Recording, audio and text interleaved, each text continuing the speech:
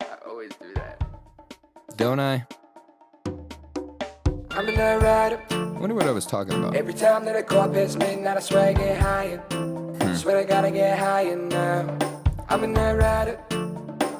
Every time that I give what I got, I supply that fire. I supply that fire, man. I'm a night rider. Every time that I go up past midnight, I swear I get higher. Swear I gotta get higher now. I'm a night rider. What is going on, bookworms, and welcome back to another episode of Bookmarks with Bump. This is the 23rd edition. Michael Jordan. What a milestone. We have made it this far. I mean, we are 3 weeks away from half a year of podcasting. Feels like something I should have been doing for a long time.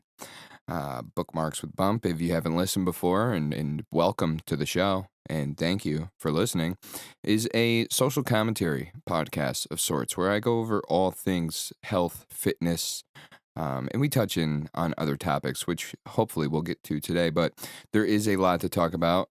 First things first, I'd like to take a moment of silence.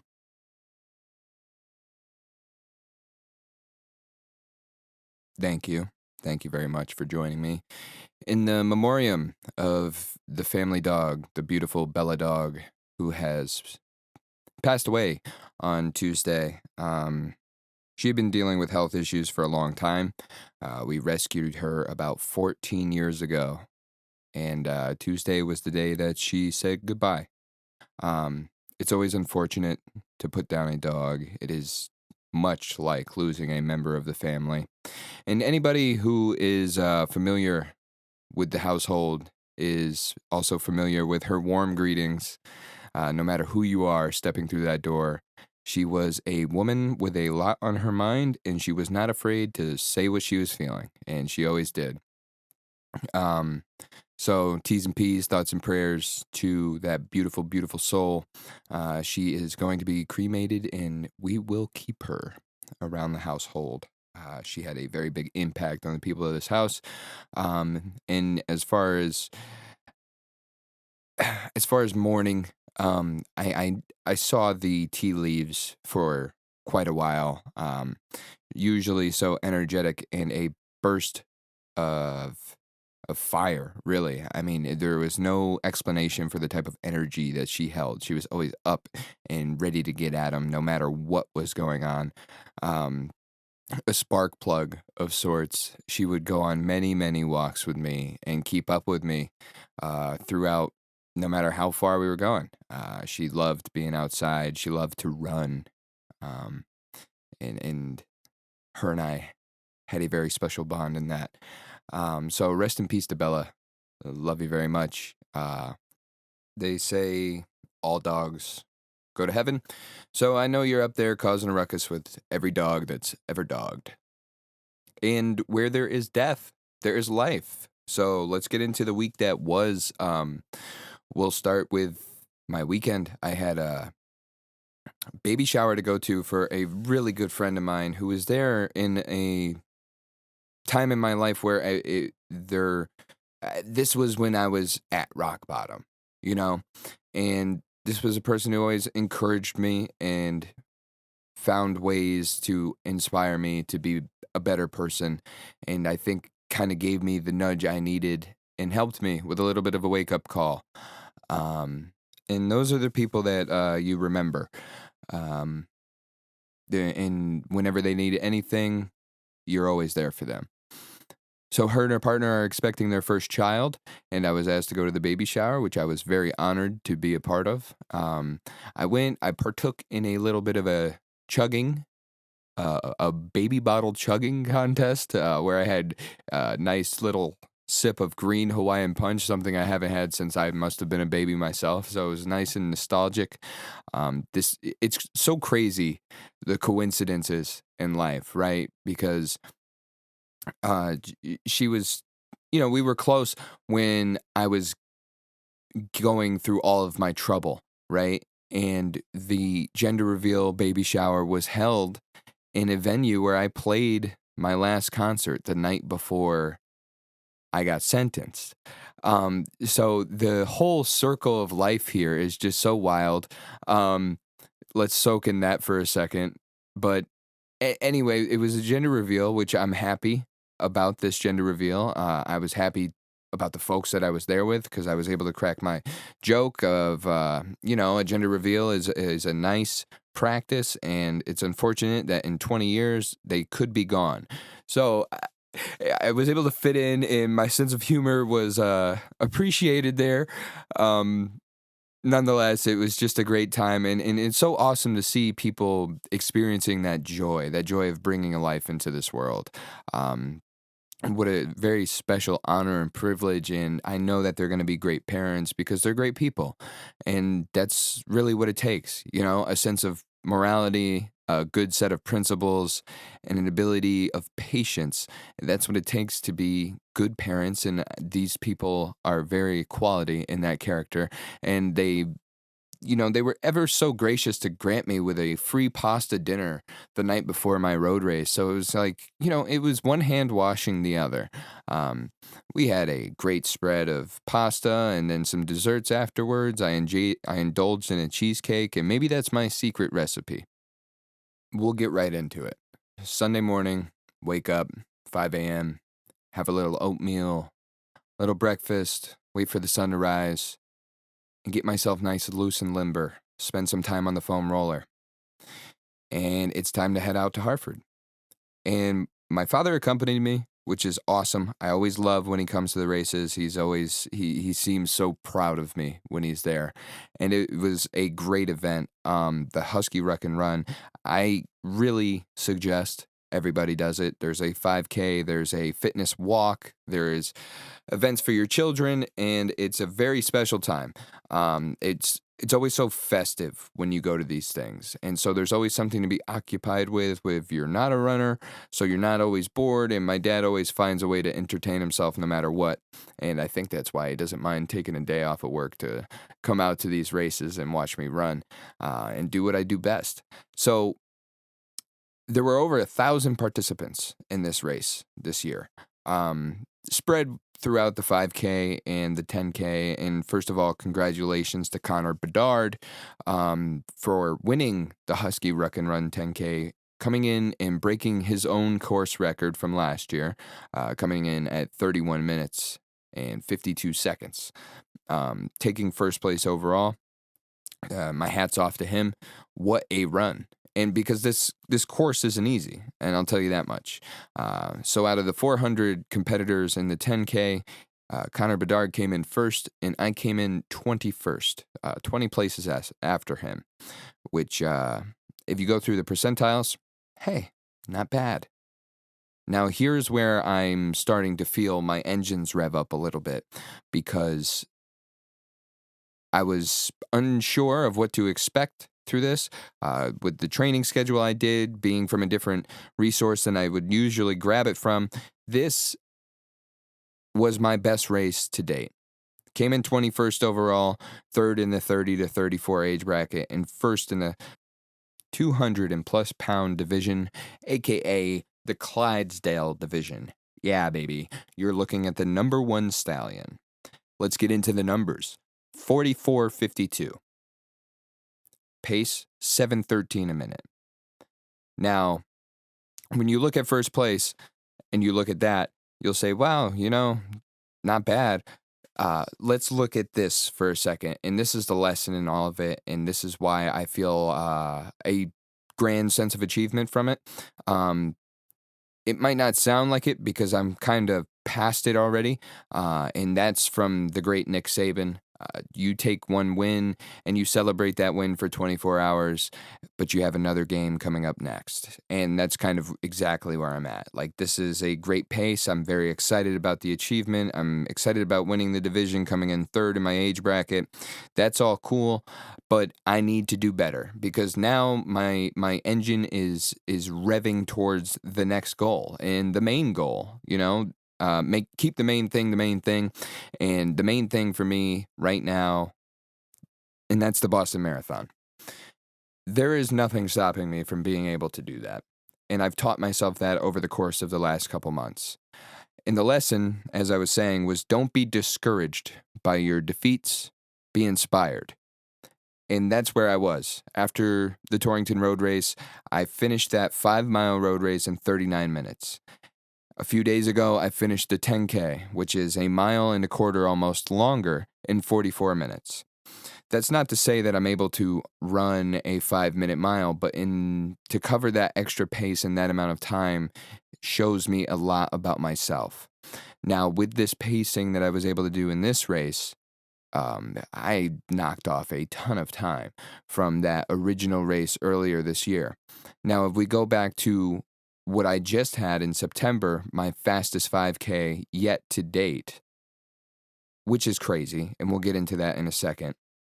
But to run my fastest 5K yet to date and do it 1 second per mile slower in a race that wasn't as difficult here, and also I ran double that. Okay, so I ran a 10K at the same pace, but a second slower, which means my pacing is right there. I'm able to control my pacing and conserve my energy from when I need it, and then be able to explode when I have to. And that's exactly what I did in this race. Coming around the 4.5 mile point, almost 5 mile marker, there was somebody behind me, and I heard him the whole time. And this is another lesson from this race. I often look back. I'm no more looking back. The other thing is I don't need to stop to use the bathroom anymore in a race, because I had to I had to piss from the second I was at the starting line, and I couldn't find a bathroom in time before the race, and that's on me. I knew probably 5 minutes before it actually hit that I was going to have to, and I just didn't before we all moved to the starting line. So that's a lesson. Go early and often. But I had to the whole time, and I just didn't stop. I just kept going, and I never did. I got through the finish line first and ran all the way to the bathroom like Forrest Gump when he runs for the touchdown for Alabama and goes right into the tunnel. But I was able to hold it and maintain my running ability and pace. Obviously, I ran very well. Maybe that's part of the reason, but there are so many lessons in this anyway. I mean, it's hard to wrap it all up into one, but I really learned from myself on this, and I have a 5K this weekend. I'm rolling through another taper week with fresh legs, seemingly. My legs are not sore. Yeah, I had a little bit of soreness in the hips, but I think that was all due to downhill. We're going downhill. We're going uphill. This 5K coming up, I'm going to be able to have my best 5K yet again. So that's 2 personal records in 1 year. And that's really just what I've done through that period, is use different modalities. I'm doing more sprinting, doing more hill sprints. I'm covering more ground on my longer runs, taking an easier pace, adding more mileage. In order to run fast, you need to be able to run slow for a long time. That lung capacity and that ability to breathe for that amount of time under that amount of stress, it all translates. So in order for me to be a faster runner, I have to be a longer runner. And when I was running, my strides were going. I'm very excited about the future moving forward as far as running goes.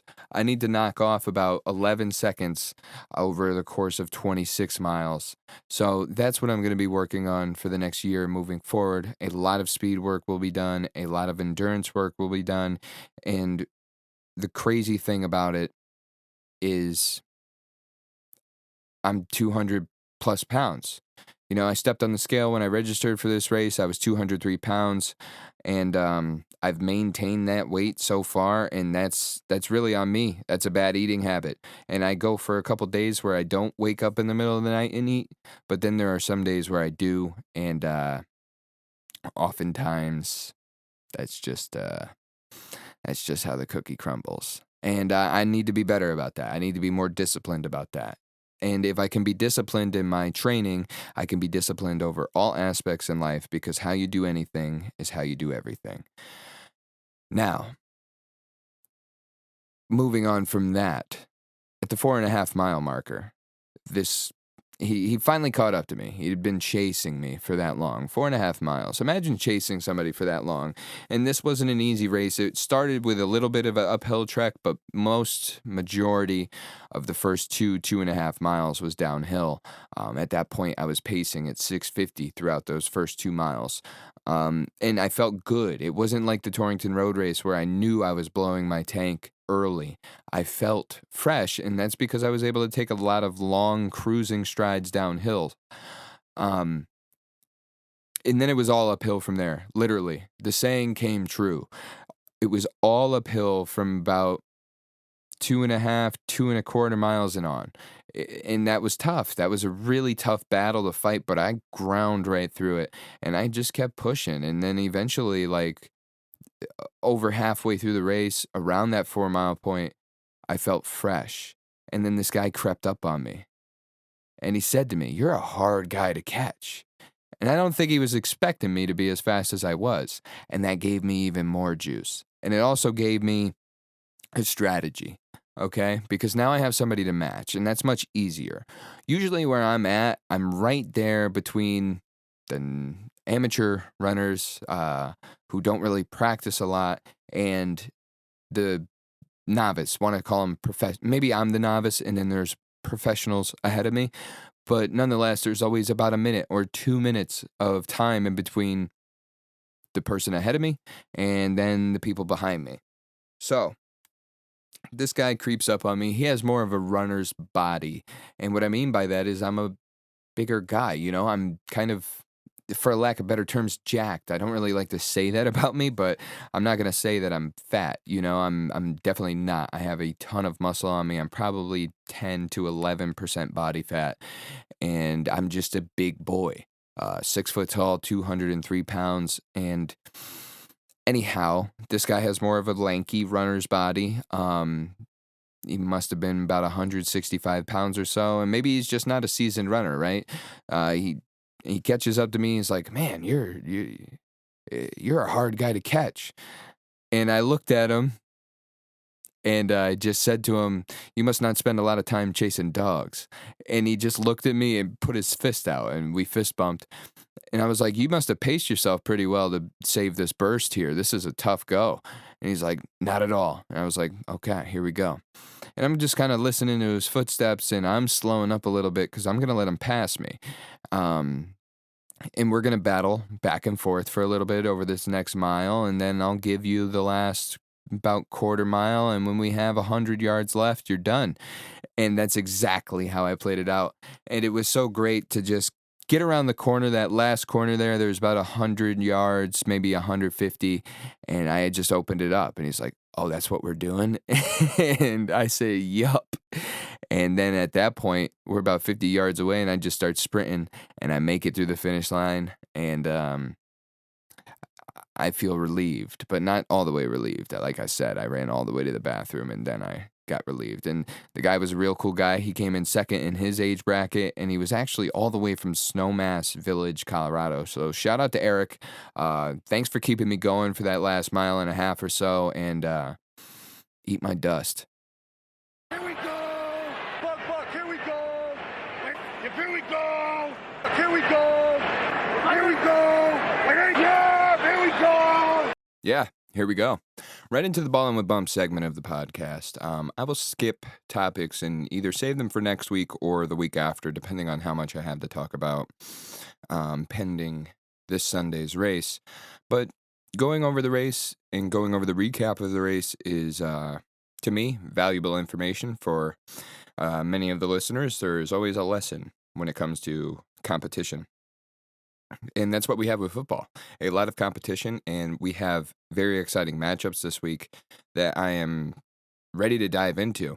And I think this will also help with the format of the Ballin' with Bump segment, which is ever evolving and ever changing, never everlasting. We will see how it goes and see how it flows as time grows on.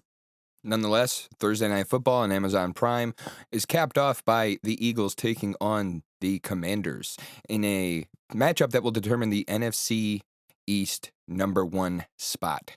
For the time being, the Eagles are coming into this game after taking on another NFC East opponent last week in the Dallas Cowboys, in a game that, to me, it has huge implications for Coach Mike McCarthy. This whole season, to be honest with you, has had huge implications for Coach Big Mike. And the Cowboys, since Dak has been ruled out for the season, we have to see what this team is going to put together out there. It started out nice and early with the Eagles getting off to a hot start, which is something they don't always do. They have been talked about throughout this season for not scoring early enough in the game, but Jalen Hurts rushed in for a touchdown nice and early and kind of hushed that for a little bit. Cooper Rush has had experience as a starter, 5-1 as a starter in Dallas, that one defeat coming to the Eagles, I believe.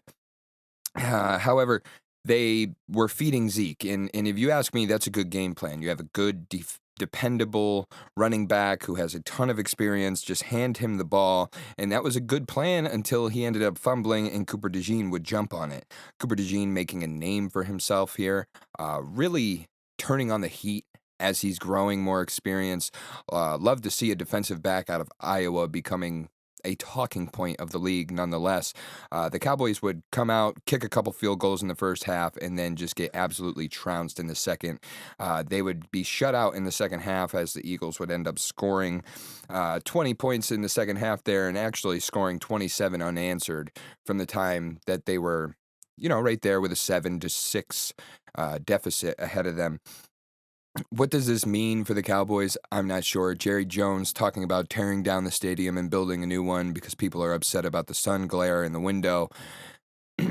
You know where the sun rises, where the sun sets. It's the same time every week. When you make the coin toss, pick the right side. But there's never really a right side because you're flipping the field every quarter. I don't know what the direction was there, but either way, the Eagles come out to a big win, 34-6 over the Cowboys, putting on points, something that, it wasn't necessarily what they have been prone to do all season. I mean, we're talking about a fan base that is so volatile. The Philadelphia fans, they hate Coach Sirianni. And here he is in a 7-2 start and 4-1 on the road. So, I mean, they're 4-1 on the road, 3-1 away, 4-1 on the road, 3-1 at home at the time. Like, I don't understand the pushback against Coach Sirianni. I get that he's a mush mouth and he's a motor mouth and he talks his junk, but either way, success is success, right? Jalen Hurts combines for 4 touchdowns. He had 56 yards on the ground with 2 on the ground.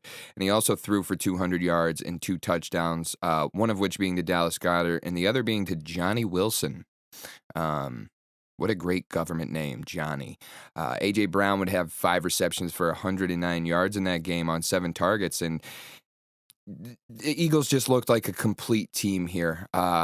Sacking Cooper Rush one time, also forcing an interception on Trey Lance when they decided to put him in, holding Dallas to under 100 yards rushing in the game, and looking pretty dominant in this game heading into an NFC East matchup against the Commanders, who are coming hot off a defeat, which I'm sure has them a little bit fired up. Jaden Daniels would be the leading passer in that game, throwing for 202 yards, taking 3 sacks, and that was kind of the story of this game here. The Steelers defense is just, you know what Wu-Tang Clan is, right? That's the same deal for the Steelers defense. Something got into them. George Pickens scored a touchdown very early in that game, and Cam Hayward would get to sack Jaden Daniels very early, setting the tone for the game and making it known that this is not going to be any kind of pushover or easy defeat. The Washington Commanders would get out and jump out to a lead in this game, but they had a ton of mistakes all over the place. The Commanders muffed a punt, and they looked like they were being stalled on offense throughout that first half there. God bless you. After the second half began, Cliff Kingsbury kind of showed where his genius was at, pushing the ball downfield with their talented receivers, handing it off to the running backs, using both Austin Eckler and Jeremy McNichols in a game where Brian Robinson Jr. was not playing, and he will be playing tonight. So let's see what their offense can do moving forward with that big name running back that they got in the draft last year. But Austin Eckler would still carry for 2 touchdowns. McNichols would have 1. They were able to get into the end zone no problem and put up points on the Steelers. They ended up losing 28-7 on a very last-minute throw. But the moral of the story here, and what excites me about the Commanders, is how excited I am and happy I am for Terry McLaurin. Somebody who I knew for years had all of the talent to be a standout wide receiver. He just wasn't surrounded by that talent. He wasn't given a fair shake, if you ask me. He never really had a supporting cast around him like he does this year, and that supporting cast being a talented quarterback in Jayden Daniels. He wasn't really effective on the ground in this game, which was probably their downfall. Also, Najee Harris and George Pickens was probably their downfall. I mean, these guys could make anything happen. Najee Harris had 53 yards in the game, and George Pickens went for 91 and a touchdown. Mike Williams scored with 2:22 left on the clock, and the newest Steelers were making an impact all over the field. It wasn't just Mike Williams, who they acquired in a trade. It was also Preston Smith, who ended up getting a sack and rushing the quarterback a few times here in this game. Preston Smith would finish with 1 sack, 2 tackles for loss, and 3 tackles in the game. With the Commanders having all the timeouts still in the end, the Steelers would lock the game up with more than a minute left using craft, okay? And this is where the heady play of a veteran quarterback comes in very well with a Mike Tomlin-led team. Mike Tomlin, very famous for not having a losing season over the course of his tenure, will continue to do that using the tools in his tool belt. I mean, we come down to the last minute of the game, the Steelers have the ball, but we know who Jayden Daniels is already. With the ball in his hand, he has a chance to make a play and win the game. He's done it before. He did it against the Bears. He'll do it again. This kid has a very promising career, especially with the way Washington is playing. But they decide to go out there on a 4th and 1. And at first in my head, I'm asking why? Why are the Steelers doing this? Well, they knew what they were about to do. And they did it. They had a plan.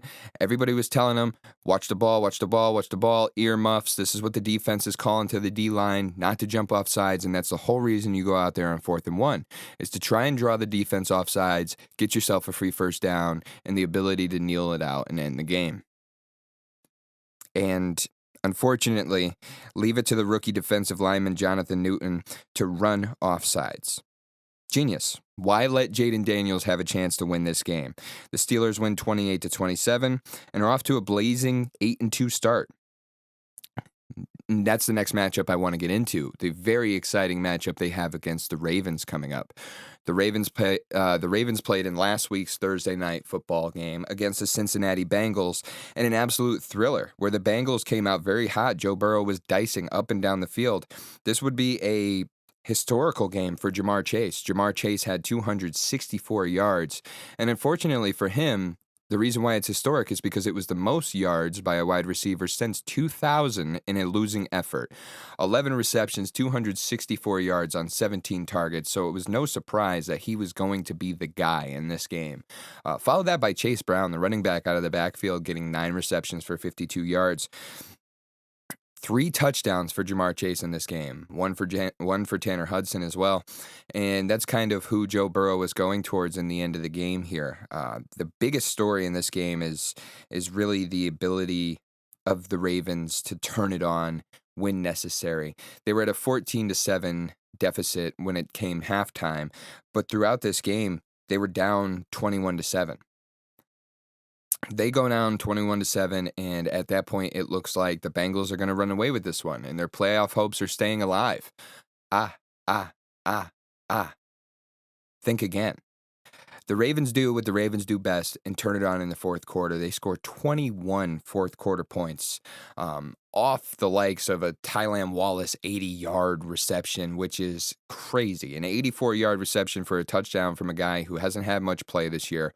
Mark Andrews catching a touchdown. Rashad Bateman catching a touchdown in this game. Nelson Aguilar catching a touchdown in this game. Lamar Jackson would go for 290 yards and 4 touchdowns, which eventually bested Joe Burrow's 4 touchdowns and 428 yards, which is a crazy story in and of itself. But it came down to the very last play. The Bengals, they get a touchdown late there in the game, and they have a chance to tie and send it to overtime, much like their matchup from a couple of weeks ago. They go to overtime with the Ravens earlier in this season, and they end up losing that game. In this game, they have a chance to do the same thing, but head coach Zach Taylor shows his pride and shows his... he shows his pride. Not only does he show his pride, but he shows his belief in the team that he's got out there on the field. And he says, we're going for 2. They go out, they line up, they're going to go for 2. It's known they're going to go for 2, and they call a timeout. They didn't like the matchup they saw, or maybe they saw something they wanted to harp on, whatever it was. They call a timeout, and then they trot themselves back out there to go for 2. And now it's even more obvious what they're doing, okay? They're going to run a play here. There is no doubt about it. They're not trying to get an offsides. They're not trying to do anything funky or crafty. They are going to go for 2 and try to win the game. You look on the left side of the field, and Ja'Marr Chase has a one-on-one matchup against a rookie cornerback. And at this point in the game, Kyle Hamilton was out. That would be the target to go to. And Joe Burrow has been chastised all week for not hitting Ja'Marr Chase on this route. But you can't blame him. He's got big tight ends and Mike Gesicki, Tanner Hudson, and Drew Sample who are out there on the field who are more viable targets. Now, Ja'Marr Chase made a catch earlier in this game that was absolutely phenomenal. He's a sideline artist. Ja'Marr Chase can make every catch that you can think of, and every catch that people probably shouldn't, but that's what happens when you have a special player. For whatever reason, Joe didn't look his way on this play, and they fell short in this game. And falling short is kind of the story of their season. Pretty much every single one of their losses so far for this 4-6 team is a 1-possession game. They're always right there. And that's where you saw Joe Burrow become emotional after this game and doing his media rounds. He was emotional. He said it was a tough pill to swallow to watch the Ravens come back from 21-7. And it's not like it's just him. There's something funky going on there in Cincinnati, and it's weird because they have Trey Hendrickson, who leads the league in sacks at this point, leading the defense, and they still find a way to come up short every single week. The Ravens win 35-34. They move to 7-3, and they have a matchup now to go for the AFC North top spot. This is Pittsburgh's first divisional game. Baltimore has played a few so far, dropping one to Cleveland. So they could still be in second place after this game. I'm not exactly sure how this is all going to work out, but nonetheless, Cincinnati has an exciting matchup on Sunday as well. They'll be playing the Chargers on Sunday Night Football, and that's a game that is a cause for a lot of excitement here because Cincinnati still has a 25% chance to make it in to the playoffs. So if they start a little bit of a streak here, go into Los Angeles, win against the Chargers, which is not going to be easy to do. And I think that's due to the heart of Jim Harbaugh, sorry. John's the Ravens coach, but Jim Harbaugh is just a guy who really finds a way to get fired up. And when he's fired up, it fires up the team around him. He's what some would say a quirky guy. He's a spunky guy. He's got a lot of energy. He coaches differently, and he's a player's coach. And in this game, it became evident with another big special teams play, just like the week before. A huge punt return really opened up the energy for this game, and you also had the return of Gus Edwards. So J.K. Dobbins has been carrying the ball like a beast all year, but now you throw in Gus Edwards, and you have the Ravens West, as I like to call it. Both players coming from a Ravens team, and you have both of them combining for 105 yards. J.K. Dobbins with 15 carries for 50 yards. Gus Edwards had 10 carries for 55 yards. And then you add on top of that Justin Herbert really showing his athleticism and his wheels, which caused the Chargers to turn it on a little bit later there in the second quarter, and all the way through half. The Titans were kind of contending here. They had a chance, but not really. When you see the physicality of the game play out, you know who's going to win this game, right? Justin Herbert was standing in the pocket. He only had 4 incompletions. Granted, he only threw the ball 18 times, but that's kind of the style of play that this team is going to run. They ran the ball 40 times for 145 yards. Now, that's not a huge yard per carry average. However, what it is a way to drain the defense that you're up against. Nobody ever got to Justin Herbert all game, but the Chargers were able to nail 7 sacks in this game, stopping Will Levis in his tracks, only allowing him to throw for 175 yards. He had 2 touchdowns, Calvin Ridley, including one there late in the game. But you had players all over the field for the Chargers doing a lot of the work. Ladd McConkey with 52 yards on 2 receptions. You had Will Dissly, the tight end, with 5 receptions and 30 yards. Quentin Johnson had 2 and a touchdown at that. And that kind of really helped out the way that there's a selfless mentality when it comes to this Chargers team. It's kind of infectious, right? You have these teams that you know who their stars are, and then you have these teams where anybody could break out at any given moment, any given time. And that's what I'm excited to see on this Sunday night football matchup between the Chargers and the Bengals. Predictions for the next couple games. I think the Eagles win. I think the Eagles get a lot more physical when it comes to this matchup against the Commanders. I think they run the ball a bit more than they did against Dallas. They knew they had some openings when it came to airing the ball out a little bit more against Dallas. So I think they're going to keep the ball on the ground and see what they can do there. I see the Eagles winning a very tough one there against the Washington Commanders.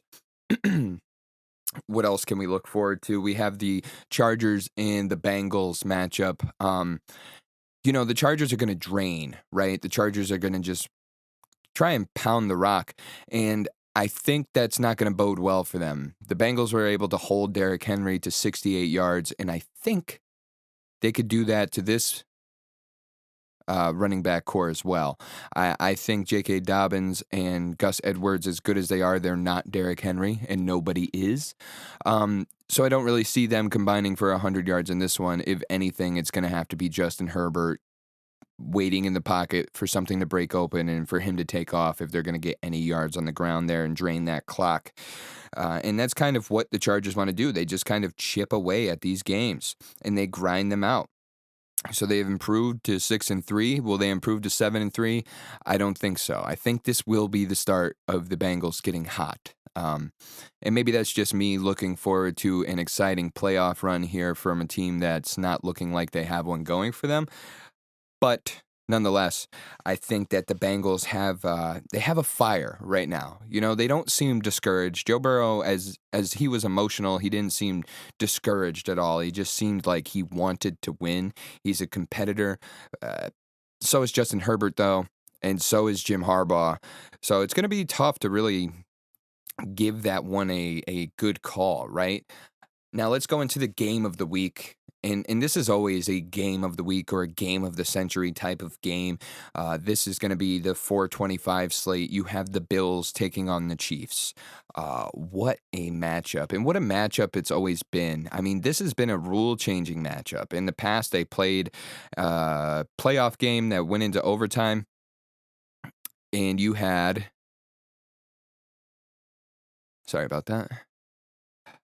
You had a coin toss that ended up not seeing the other team see the field, and people felt like they were robbed in that situation. This week, you have the Bills and the Chiefs coming off of wins. Okay, the Bills had a more dominant stretch here. Even though it looked like maybe it's not, there was a point where this game looked like maybe the Colts would get it back, and that's kind of due to their defense. That's due to the players that they have on that team. Jonathan Taylor in this game passed Eric Dickerson as far as career rush yards as a Colt. But Joe Flacco had 4 turnovers, 3 interceptions, 1 pick six on the first play of the game. The Bills got on the board very early there. Then you combine that with Josh Allen and all of his abilities. Okay, Josh Allen threw for 280 yards, and he also rushed for another 50. When you have your quarterback putting up 330-something yards by himself, it's kind of hard to lose that game. Another milestone in this here would be Josh Allen tying O.J. Simpson with a rushing touchdown. So congratulations to Josh. Your name is amongst the ranks, and you're up there with a really good guy. The story of this game for me is more of like what is going on with the Colts when you have people like Grover Stewart, Kwity Paye, E.J. Speed, Kenny Moore, all able to get to the quarterback or all able to force turnovers. How do you end up losing games? Joe Flacco threw for 272 yards and 2 touchdowns, but those 4 turnovers would really be the catalyst of them losing this, I believe. Also, the Bills just kind of being dominant here. You had Josh Allen who rushed for 50 yards, but you also had James Cook put on 80, and they both ran for touchdowns in this game. Mac Hollins kind of exploded, 4 receptions for 86 yards, one being a 44-yard reception. But then you have Khalil Shakur, who ever since last season kind of is Josh Allen's go-to guy. To me, he's like Allen's Edelman, right? He's not a star, standout wide receiver, but he is a guy who's going to make the catches in the middle of the field, break free, and do what he has to do to get some extra yardage.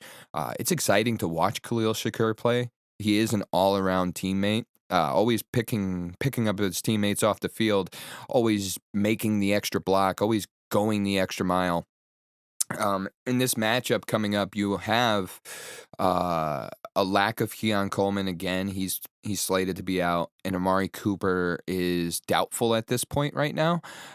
So it's going to be interesting to see who they trot out there, but I'm not really necessarily too concerned with that, with the way that James Cook can catch out of the backfield. Ray Davis, the rookie, able to make plays out of the backfield. He's been amazing all year so far. So that's exciting to see. You also have Curtis Samuel, who's low-key on that team and also a great wide receiver. Between that core and then also looking at the Chiefs sideline, okay, we don't have a lot of star power here, but we do have players that have the ability to get it done. The Bills are now 8-2, and they have a chance to knock off the Chiefs, who have been undefeated to this point. And here's how they remained undefeated, by the way. They played the Broncos last week in a divisional matchup. Very tough game. The Broncos got out to an early lead thanks to a great play from Bo Nix on an 80-yard drive. They ended with a 6-yard touchdown, so they used the whole length of the field, and they used a whole bunch of clock. The Chiefs weren't able to strike back right away, and that's kind of due to Franklin Myers and Cooper chasing Mahomes all game. They had a lot of pressure on Mahomes in this game, which is kind of always been it's always been the recipe to stopping Patrick Mahomes. He was sacked 4 times in this game. He was hit 9 times total in this game. And that's just another thing. Like, you take 5 hits and you're able to break free. But nonetheless, the winning ingredient to stopping Patrick Mahomes has been pressure. And that's what the Tampa Bay Buccaneers did back in the Super Bowl years ago to stop him. They put him under severe pressure. That's where the famous picture of him throwing the pass as he's falling sideways comes from. Nonetheless, I don't know how, but they find a way. In the second quarter, that's when the scoring opened up. Denver put up 14 with 2 touchdowns, one to Devon Valle and one to Cortland Sutton, who had a great game, 6 receptions, 70 yards. But then Patrick Mahomes and his stars around him, really, like, that's the thing about a player like Patrick Mahomes. He has that ability that Tom Brady had to make the players around them stars, even if they don't have that star power. Kareem Hunt coming back into the fold and doing everything that he's doing, combining for 100 scrimmage yards, 14 carries for 35 yards. That was another catalyst of this. The Broncos are really good at stopping the run, and so they kind of held the Chiefs in their own territory for a long time. But he had 7 receptions for 65 yards, and that would break free a lot. 26 was his longest reception there. Then you have Travis Kelce, who's kind of breaking out now. 8 receptions for 64 yards and a touchdown. And now we introduce DeAndre Hopkins, who's really getting his feet underneath him inside of this offense, which is Andy Reid is a genius. He's always been a great coach. He'll always be a great coach. But when he has players like this, he becomes an unstoppable coach. The Broncos would put up their 14 points in the first half and then be shut out through the second half. But so would the Chiefs a little bit here. They ended up coming close, right? So they had a 13-14 lead, the Broncos did. And then the Chiefs would go all the way down and kick a field goal and put the ball back in the Broncos' hands. And now let's see what the rookie Bo Nix can do. And Bo Nix makes the play of the game, and it set up a game-winning field goal with 1 second left. Chip shot of a kick. And there's no way that the Chiefs were going to win this game. Their undefeated stretch stops here in a divisional matchup, a tough matchup against a Sean Payton coach team, which are always great defensive teams. But the play of the century. I mean, if I could capture that feeling of excitement that I had when I'm not even a Chiefs fan, but you see them line up for the field goal, and I had this thought, like, they might actually block this kick. And they do. The rush on the right side was just far too strong, and that was the way that they were kicking. The kick was going to be a right-to-left kick on the left side of the offensive line, the right side of the defensive. Leo Chenal breaks through and makes the block and makes the play of the year so far. Maybe it's the second play of the year. I still think Saquon Barkley's 180 hurdle, there's really not much that could hurdle over that. But this play in what it meant for the Chiefs, incredible, right? I mean, Patrick Mahomes, you thought he'd just won the Super Bowl the way he ran onto the field, arms stretched wide, sprinting around, screaming. I can't really do a Kermit the Frog, but... yeah, maybe I should edit that. All right, whatever. I'll let it ride. Patrick Mahomes is really just juiced up for his team in this moment. And as a football fan, you have to be juiced up too. I'm not a Chiefs fan, like I said, but to watch this play out the way that it did, I was excited. I mean, I audibly gasped and said, "No way!" as I was watching this, and it was one hell of a way to end the game, an exciting way to end the game, and something to be excited for moving forward. I mean, this really, all this does is amp me up a little bit more about the matchup against the Bills, because they were that close to losing their undefeated streak here. So what's going to happen when they play the Bills? They have a game ahead of them where it's tough, but this is just one of those games you have to sit back and say, let's see what happens, right? And you have Josh Allen probably playing the best of his career, and you have Patrick Mahomes, who has a great defense around him and has all of the ability. He's Mahomes the magician, right? So let's see what happens coming up on Sunday. I think that the Chiefs find a way to pull it off yet again, especially with the Bills wide receivers being out and this Chiefs defense being as dominant as it is. It'll probably be a lower scoring game than we're used to with these two teams, but I don't know. Anything's a surprise, right? And that's what we have on Monday night. We have a surprise. This is probably my biggest loser of the week as well. The biggest loser of the week for me was definitely the Texans. They just absolutely fumbled a game. They came out wearing sick red uniforms, trying to remain undefeated at home, and they go into a matchup now against the Cowboys, who are fresh off a loss to the Eagles. Both of these teams have entered this little revival of sorts, okay? 3 years ago, would we be excited to watch a Sunday night football game between the Lions and the Texans? No, we wouldn't. This year, they've become two of the most exciting teams in the NFL. And after being crowned as the most accurate quarterback in the league, Jared Goff turns back into Jared Goof. 3 interceptions here in the first half, which was... to me, alarming, because at this point, he had more He had more touchdowns than incompletions or something like that throughout the season. So it was kind of a very uncharacteristic game for Jared Goff. And it was able to help Houston get out to a big 23-7 lead there in the first half. However, this was a tale of two halves. Houston would end up getting shut out. And it started right away. C.J. Stroud went for 232 yards and a touchdown, but he also threw 2 interceptions, one of which being the first play of the third quarter, which is not a good sign for things to come. The Lions would force Joe Mixon to his worst game of the year, 1.8 yards per carry, 1 touchdown on the game, but 46 yards on 25 carries, 2 receptions for 44 yards, so he broke free on one, but it just wasn't enough to take on these Lions or even drain them. Okay, so the Lions were able to do what they do best, which is run the ball pretty well. Jahmyr Gibbs had 71 yards, and David Montgomery had 32 yards and a touchdown. But they sacked and got to the quarterback a lot in this game, having a new sense of pressure added to the team. And then also with the namesakes like Kirby Joseph and Brian Branch, I mean, these guys have just really made a name for themselves here. Brian Branch had a huge game. He hit C.J. Stroud once. He had 1 tackle for loss, 6 solo tackles, 10 total. And you can't really shake a stick at that. You got a guy flying all over the field and making every play happen.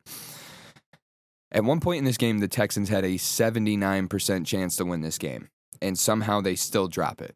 The Detroit defense really put the stamp on the game here, and they seem to be a team of destiny. So right now it's still like Ravens, Lions, or Chiefs, Lions in the Super Bowl. Lions, Eagles, Chiefs, Ravens, those are all Super Bowl contenders when it comes to me. So that would make the Texans the biggest losers and probably the Saints the biggest winners playing against the Falcons in a divisional matchup. The Saints, with their first game being led by interim head coach Darren Rizzi, special teams coordinator, they really put an emphasis on special teams throughout this game, it felt like. They were able to, for whatever reason, rattle Younghoe Koo. He missed 2 kicks in the first half and 3 kicks for the first time in his career. Honey Badger would end up saving the game and sacking Kirk Cousins on a potential game-winning drive to seal it. Saints win and snap their losing streak for Coach Rizzi, which is something that's kind of popular when it comes to a new coach being installed. Coach Rizzi ends up with his first win as a head coach. The Saints would improve to 3-7. They'll go in to play the Browns, which is a revenge game for the Browns. You got to remember who their quarterback is. Jameis Winston, baby. Coming back to the Superdome. And he's always an exciting player to watch, so that'll be a fun game to watch. And the Falcons at 6-4 are still ahead in the NFC South, but they got a tough road ahead of them. If they're going to allow turnovers and missed kicks to kind of be the catalyst for losing games, that's not going to be a winning recipe. They still have Bijan Robinson, Darren Mooney, Drake London, and it was really Marquez Valdez-Scantling opening up this second week of his for the Saints with 3 receptions, 109 yards, and 2 touchdowns, who would be the MVP of this biggest winter game. And that's what I want to do with Ballin' with Bump moving forward. I want to have the matchups of the week, the biggest loser, and the biggest winner. We don't need to go over every game. Not every game is important, especially as we move along through the season and teams are falling and teams are rising. Let's focus on the teams that are rising, the players that are making their mark, and let's keep it exciting moving forward. Just like the week ahead of me, I'm very excited about this weekend. I don't have much going on Saturday. I'm doing a little brake job on my car, trying to keep it light, trying to keep my feet underneath me before I fly through this race on Sunday morning. Very excited. A potential PR coming up week after back-to-back weeks running races. I'm feeling great. My legs feel great. My speed feels great. My body feels great. Everything's great, so let's keep it that way. I'm blessed. You're blessed. Bless you for listening. Please hit like and subscribe on whatever platform it is that you're devouring this podcast through. If you are a iTunes, Spotify listener, please, like I said, rate and subscribe. Welcome to Amazon Music and iHeartRadio. I'm now on 5 platforms: YouTube, Apple, Spotify, iHeartRadio, and Amazon Music. So wherever you want to find me, you most definitely can. Like, subscribe, share, and if you have any feedback or inquiries, please hit the email bookmarkswbump at gmail.com, or you can find me on Twitter at Bumpy Betslips. And as always, it's all love. God bless.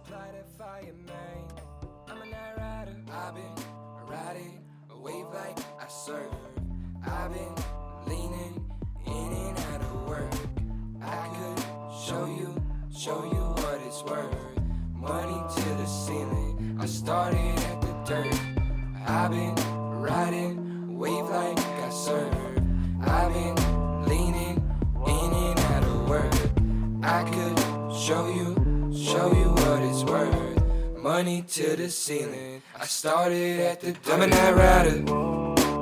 Every time that I go up past midnight, I swear I get higher. Swear to God I get higher now. I'm a night rider. Every time that I give what I got, I supply that fire. I supply that fire, man. I'm a night rider. Every time that I go up past midnight, I swear I get higher. Swear to God I get higher now. I'm a night rider. Every time that I go up past midnight, I swear I get higher. Swear to God I get higher, man.